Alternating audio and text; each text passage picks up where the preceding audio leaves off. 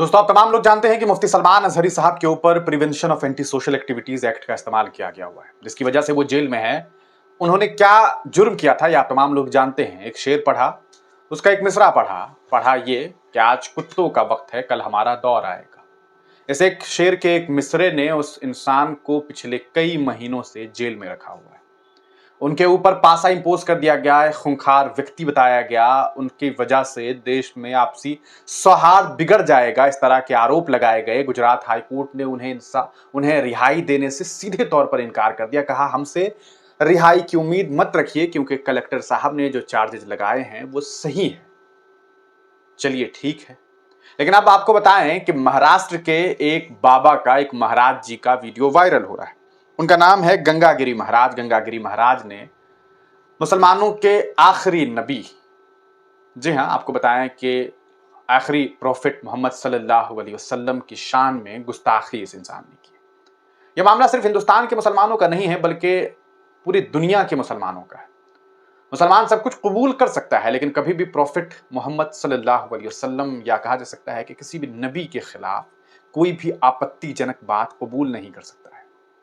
उनके खिलाफ ऐसी ऐसी बातें इस व्यक्ति ने कही, इस महाराज ने कही, जो किसी भी तरह से कबूल नहीं की जा सकती। उन्होंने सीधे तौर पर हुजूर सल्लल्लाहु अलैहि वसल्लम की शान में गुस्ताखी की।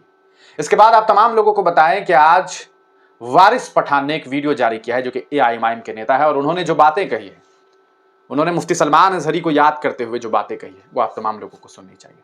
सुनिए क्या कुछ कह रहे हैं। देखिए साहब, अभी मैंने देखा, मैंने सुना, एक बात तो साफ है कि भारतीय मुसलमान हो या विश्व का कोई भी मुसलमान हमारे हुजूर मोहम्मद सल्लल्लाहु अलैहि वसल्लम की शान में गुस्ताखी किसी भी तरह से बर्दाश्त नहीं करेगा।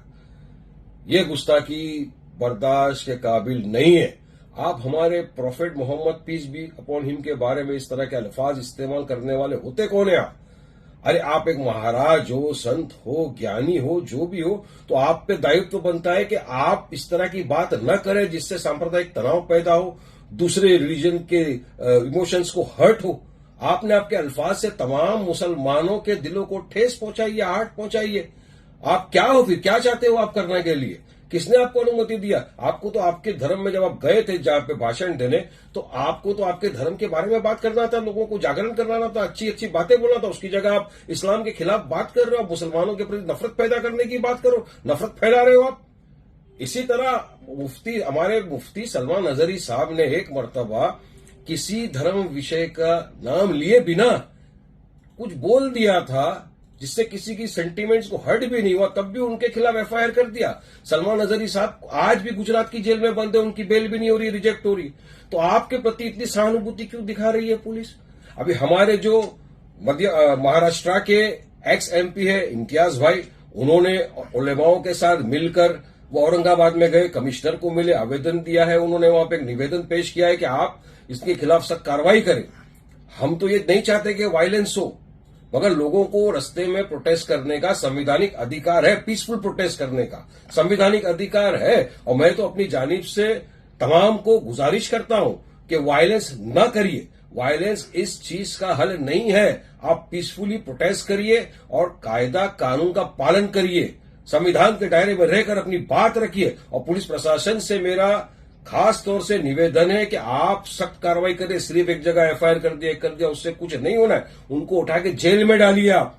लेकिन सरकार नहीं चाहती, सरकार चाहती है कि किसी भी तरह से हिंदू मुसलमान हो। सरकार पता है महाराष्ट्र के अंदर चुनाव आने वाले हैं, महाराष्ट्र के अंदर सरकार पूरी तरह से भाजपा की सरकार फेल हो चुकी है। अब उनके पास कोई मुद्दे बचे नहीं है। लोग बोलते हैं कि भाई हमको रोजगार कब मिलेगा, बेचारा युवा रोजगार के लिए तड़प रहा है, आप उसको रोजगार नहीं दे सकते।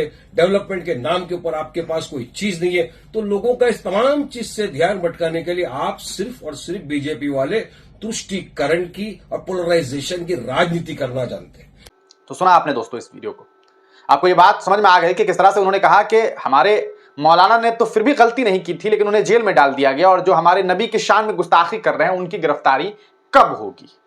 आप इस पूरे प्रकरण को किस तरह से देखते हैं, अपनी राय कमेंट सेक्शन में जरूर दीजिएगा।